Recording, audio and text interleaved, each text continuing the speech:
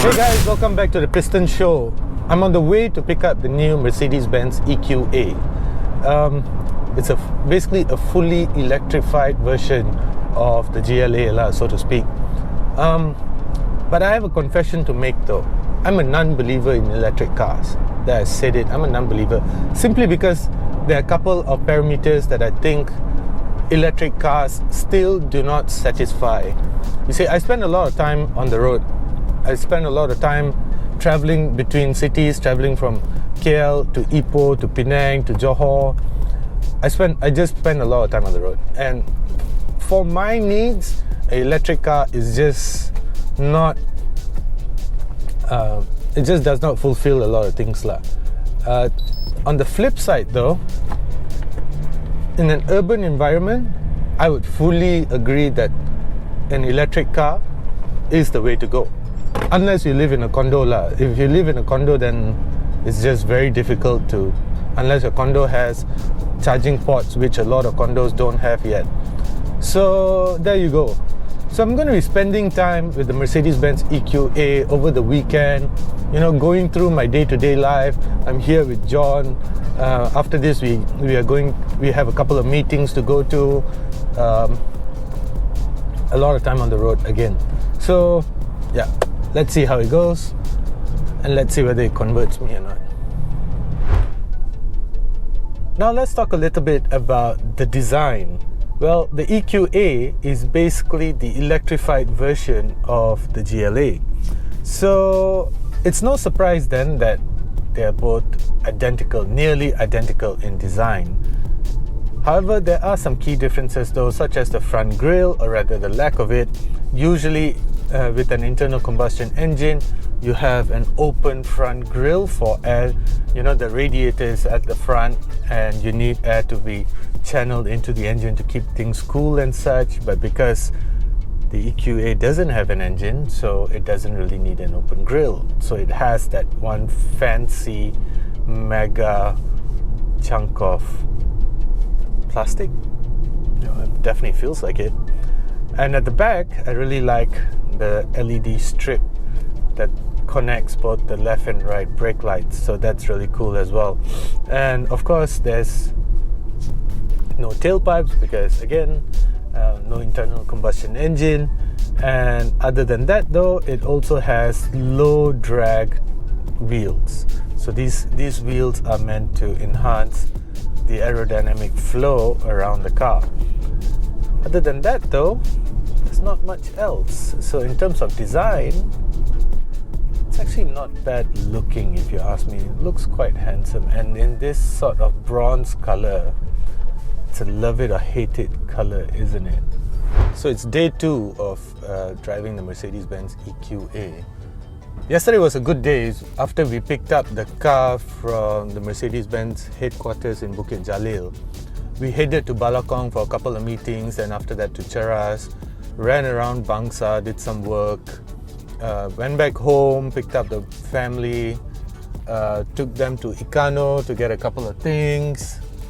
The usual running around, meetings, family obligations and such. And today, I'm left with a range of about 249 kilometers. And let me see what's my state of battery. And I'm left with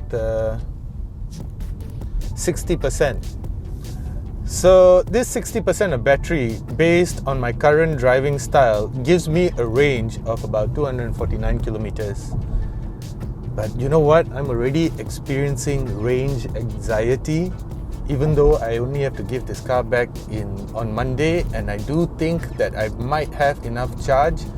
But knowing that I only have 249 kilometers doesn't give me a lot of options for, if I suddenly want to just take a drive with my son to Port Dickson, for example, it doesn't give me that flexibility. So what I'm going to do now is I'm going to head over to Cycle and Carriage in Mutiara Damansara for a quick charge. It's an AC charger, unfortunately, so I might have to hang around for a bit, but I'm at 60%, now I'm at 59% battery state, so maybe perhaps not too long. That's the other thing that I found out the hard way yesterday. When I picked up the car, I realized that I do not have a subscription card for the usual Jom charge and such, because I don't own an EV. So unfortunately that put a dent in my plans to go to Ipoh, and and that also means that I'm kind of stuck to the city. But that's just me, right? If you're going to buy this car or any other EV, you probably have a wall socket and a subscription to charging facilities, but I don't. And the other thing that I thought that the car came with was a wall charger, not a wall charger, but a regular 3-pin socket. So I asked Mercedes, and they said, well, if you're going to already buy the EQA, they're just going to assume that you already have a wall socket, or you're going to install a wall socket. So you don't get wall charger, a regular 3-pin charger, 3-pin plug. You only get a power cable. So yeah, another dent in my plans, but that's all right. Again, I'm not an EV owner. Right now we're about 3 minutes away from Cycle and Carriage, and we should be good to go in about an hour. Let's see.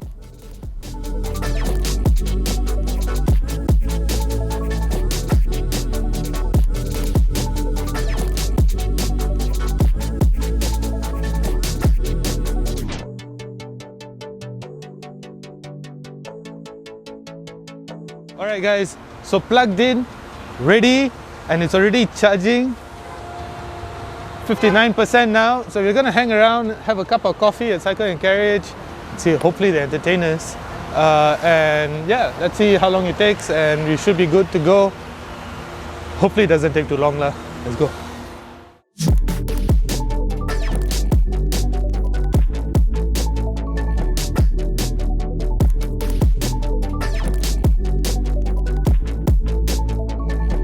You know, the one good thing about charging your car at a Cycle and Carriage or a Hub-Sing Star is that while you're waiting, you have a comfortable waiting lounge, you have plenty of food and drinks to just make yourself comfortable while your car is charging. You can even do your work here, so it doesn't matter whether you have a wall box at home or not. As long as you're close to a Hub-Sing Star, Cycle and Carriage, I think you should be alright. I'll take you for a walk around and check out the other things as well. This, for me, is the ultimate Mercedes. It's like my personal favorite Mercedes-Benz. The GLE 450 4MATIC. It can do no wrong. For me personally, it checks all the boxes. It has power, it has space, it's comfortable, it's good looking. What else could you want in a car? The GLE 450 has it all.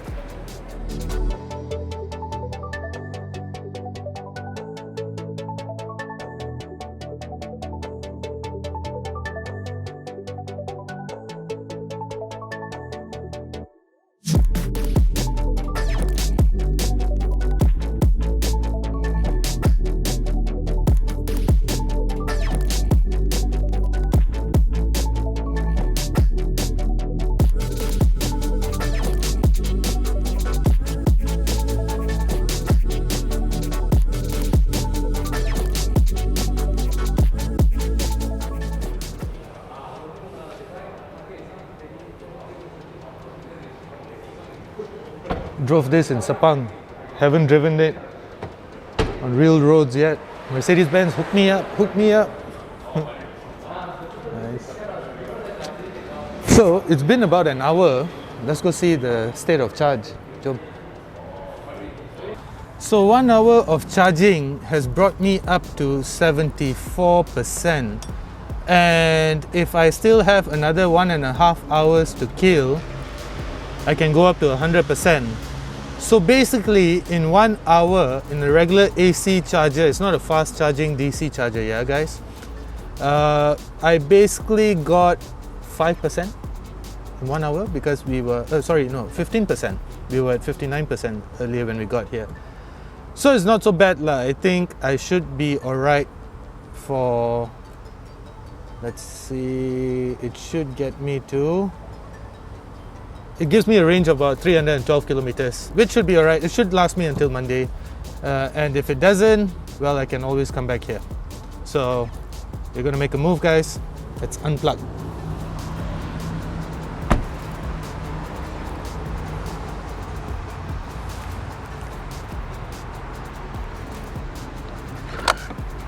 Unplugging.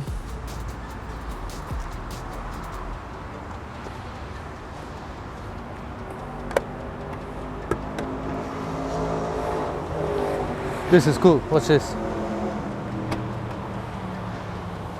Unplug from here.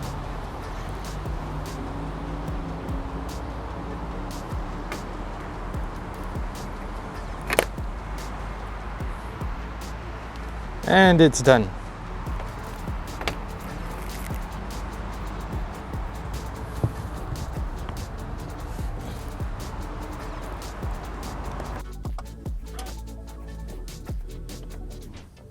So this is the cool thing about driving an electric car. There's basically no sound whatsoever.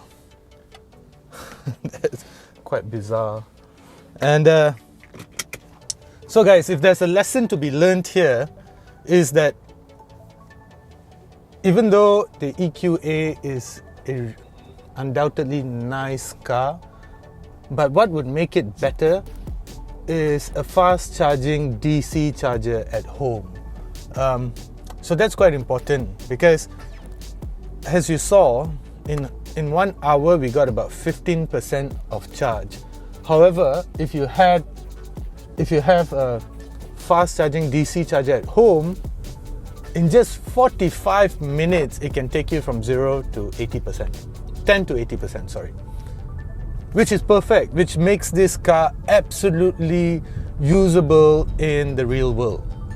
Except for when you have to go to Penang and such lah, but that's a different story. Perhaps I might ask this car again to explore the viability of going from town to town in a separate video. But right now we are confined to an urban environment, and it's just super nice.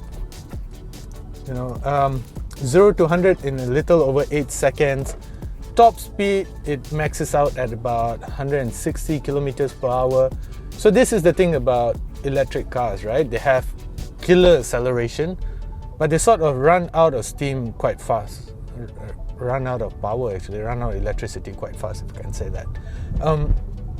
The other thing to know is that the EQA actually has electric motors on the front axle only.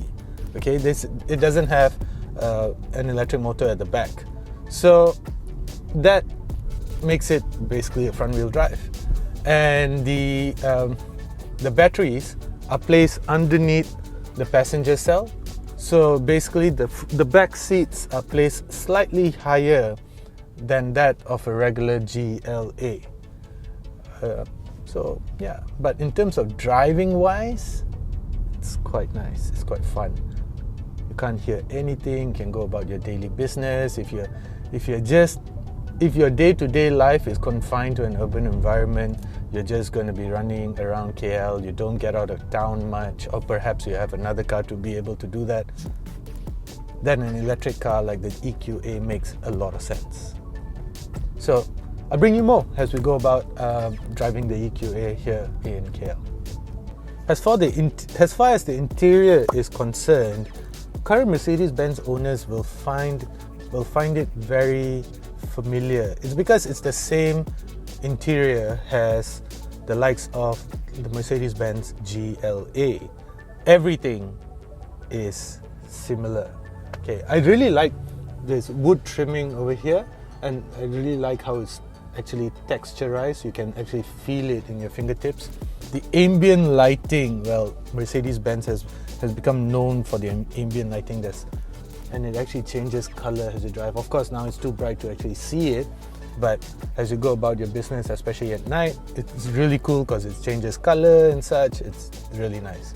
Not a fan of the piano black, but I really love the air conditioning dials. This is a throwback, basically. I've said it before, throwback to how Mercedes-Benzes from the 70s and 80s used to be like, and just very cool. This is how you turn it off, this is how you turn it on.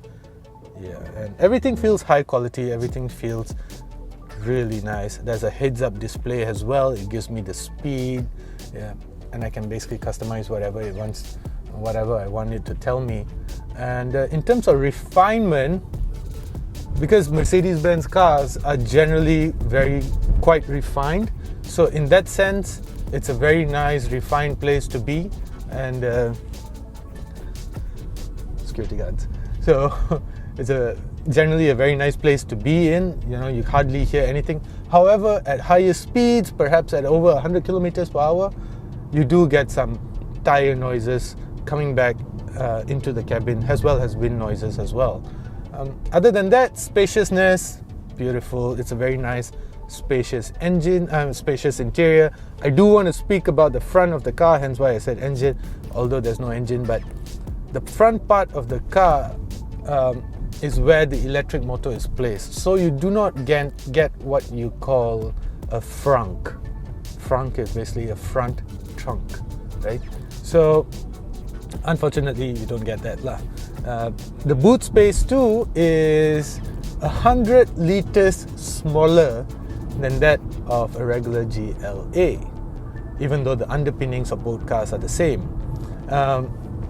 So that's a bit unfortunate, but 100 liters really doesn't make a lot of difference lah. Besides that, it's a really nice car to drive. That's what I can tell you. It's easy to drive. Range anxiety aside, that having a home charging port, a wall charger at home, or being close to a Hub-Sync Star or a cycle and carriage should be able to fix that.